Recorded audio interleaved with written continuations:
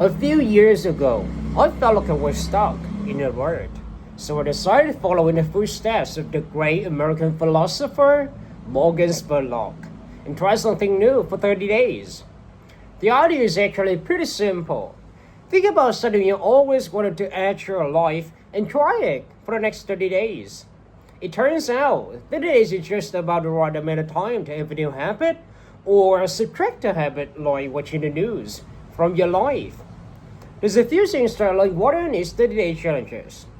The first was instead of the months flying by forgotten, the time was much more memorable.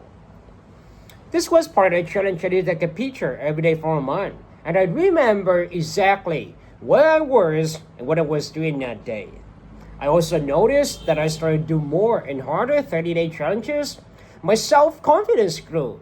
I went from desk to willing computer nerd to the kind of guy who buys to work for fun. Even last year, I ended up hiking up Mount Kilimanjaro, the hottest mountain in Africa. I would never have been that adventurous before starting my 30-day challenges. I also figured out that if you really want something badly enough, you can do anything for 30 days. Have you ever wanted to write a novel?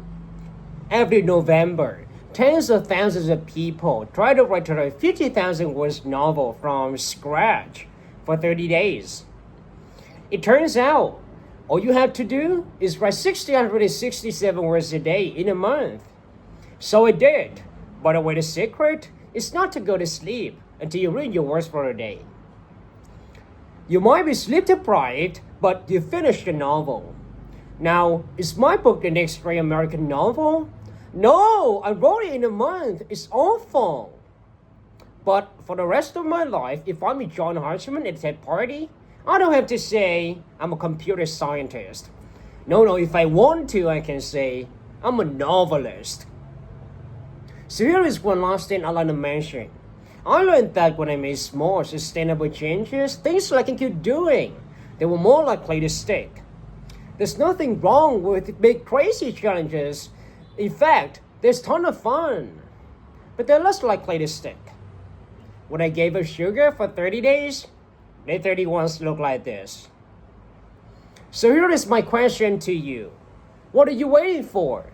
I guarantee you the next 30 days are going to pass, whether you like it or not.